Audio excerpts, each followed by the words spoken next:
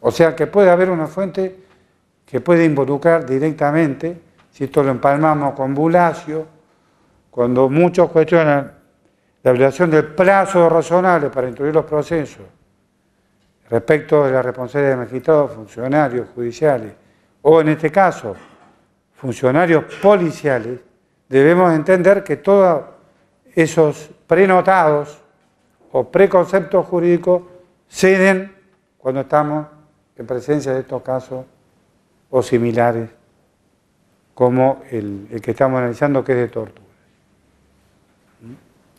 O sea que, atento con la obligación o el deber de investigar tiene muchas connotaciones y muchas consecuencias que uno debe procesarlas en su totalidad y no solamente en la parte que parece que es de la esfera de la responsabilidad. Acá establece el deber de instaurar los procesos administrativos y judiciales para determinar, ya sé, se llamarán órdenes internas, organismos de control, es decir, pónganle el nombre que tienen, nosotros lo llamamos auditoría judicial, pero alguien tiene que hacer esa tarea.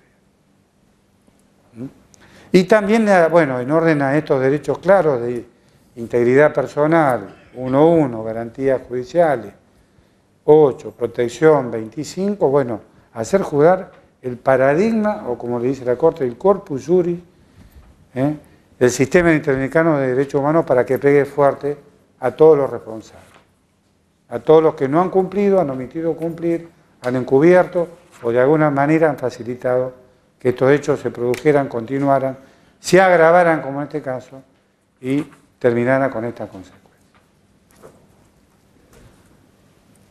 Paso al tercer caso. Caso Bayarri, que ya expliqué, se escribe con Y, R versus Argentina, sentencia del 30 de octubre del 2008. En la práctica, para hacérsela cortita, es el viejo caso del secuestro de Mauricio Macri. Fíjese, fallado en el 2008 y ocurrido en la década del 90. Acá se da una situación realmente, bueno, diferente a todas las demás, pero bueno, hay una detención ilegal, hay una arbitraria detención, hay una prisión preventiva de 13 años. Bueno, hay mucho que decir desde el punto de vista del proceso judicial, pero no es de lo que tenemos que hablar hoy. Sino que tenemos que decir sucintamente que la demanda ante la Comisión efectivamente gira sobre la detención ilegal y arbitraria de Juan Carlos Bayarri, que ocurrió el 18 de noviembre del 91 en la provincia de Buenos Aires, su supuesta tortura, privación preventiva excesiva, denegación de justicia, en el marco de un proceso penal seguido en su contra por la supuesta comisión de secuestro extorsivo reiterado. La comisión indicó que el señor Bayarri tuvo privado de su libertad por casi 13 años sobre la base de una confesión que fue obtenida bajo tortura. ¿Qué tiene que ver esta introducción? Traducido al lenguaje vulgar. Tiene que ver con la técnica policial y a veces policial judicial y a veces policial fiscal de, ante un caso rimbombante como este, de gran repercusión social, secuestrar al hijo de uno de los multimillonarios de la Argentina, traía consigo. Entonces había que encontrar al perejil de turno. La ocurrencia fue que el perejil de turno terminó siendo un propio efectivo de la Policía Federal. O sea que sus propios pares le tiraron el caso a este policía. No es como el caso anterior que vimos, Bueno Alves, que la policía lo había tomado el caso a través de defraudación y estafa y lo había victimizado. En este caso es la misma policía la que victimiza a un miembro de la propia fuerza. Y eso ya lo hemos visto en una cadena infernal de casos de la provincia de Buenos Aires, que no viene el caso a remembrar, pero bueno, todos se acuerdan y nadie se olvida de cabeza, para decirlo en dos palabras. Pero eso se sigue repitiendo y reiterando, no se olvida. Hay que encontrar el chivo expiatorio en el momento indicado, para el caso indicado. En el caso, para que nosotros no nos lavemos la mano tampoco y nos hagamos los angelitos, en el caso del triple crimen de Chipoleti pasó lo mismo. Algunos por ahí le cortaron alguna cabecita.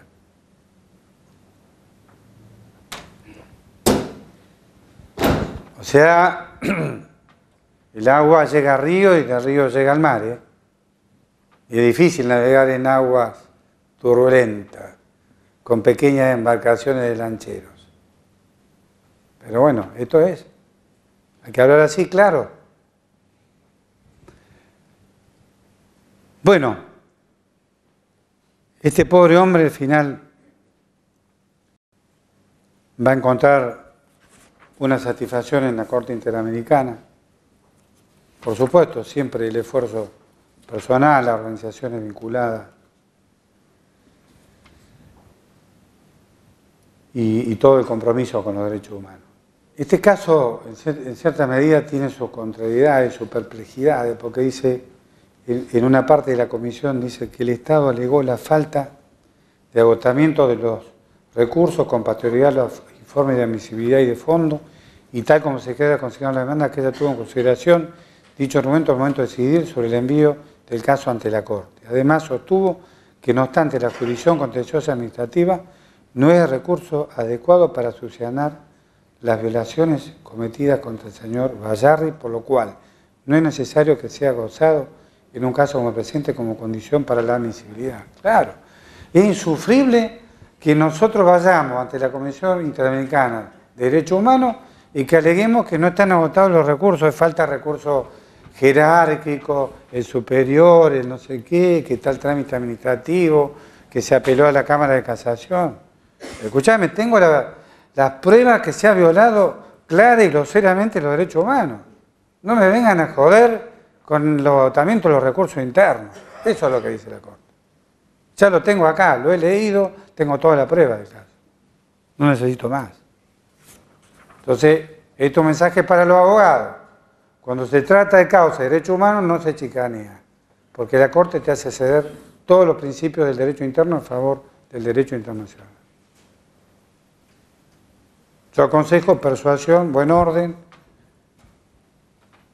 intervención de la Cancillería, tiene funcionarios muy bien preparados para esto, mediar el caso, tratar de resolverlo amistosamente de la mejor manera posible, pero no chicañar, porque vos cuando chicañas una causa de derechos humanos te pones a todos los protagonistas en contra, inclusive los que te pueden ayudar desde Argentina.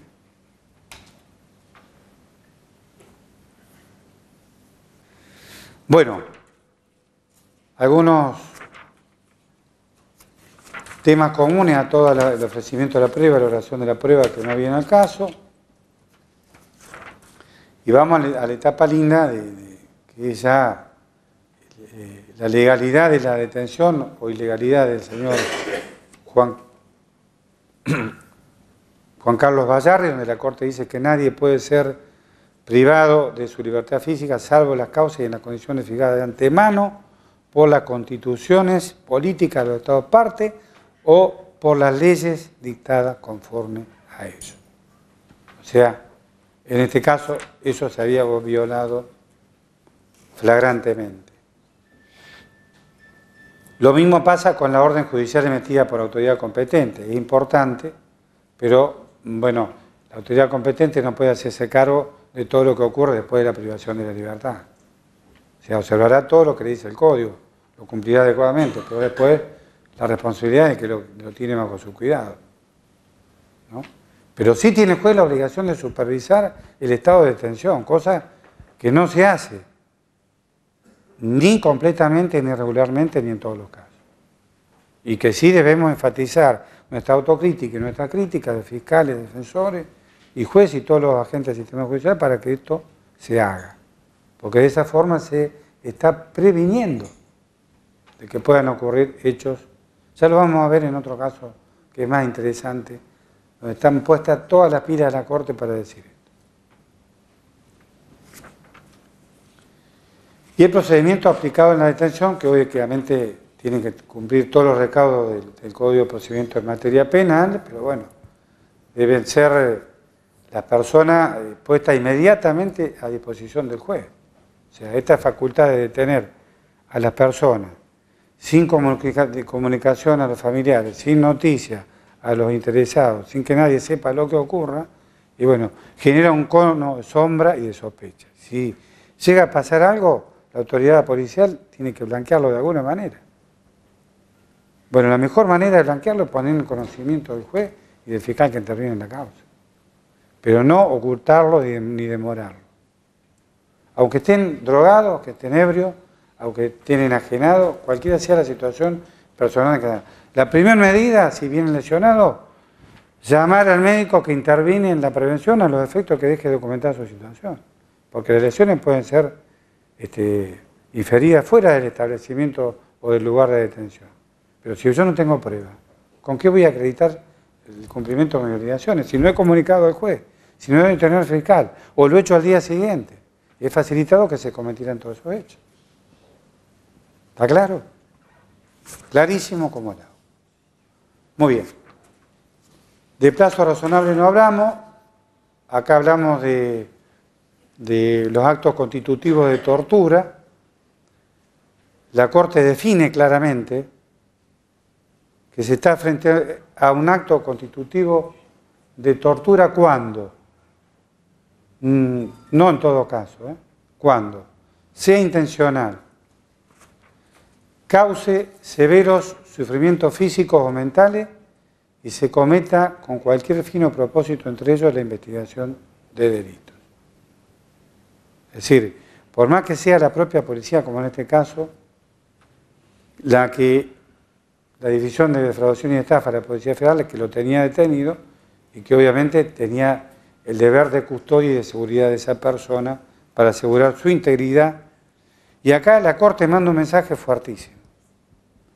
El deber de iniciar de oficio ante estos casos y de inmediato una investigación.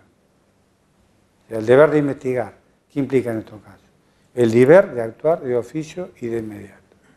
No estamos sujetos a requerimiento de parte o a la denuncia de un tercero o de alguien que se haya enterado por ahí o de algún familiar de la víctima. Acá las garantías son las mismas, las violadas, el 8 de garantía judicial, el 25 de protección judicial y el 1.1 que es la obligación genérica de respetar en todas sus partes íntegramente la convención.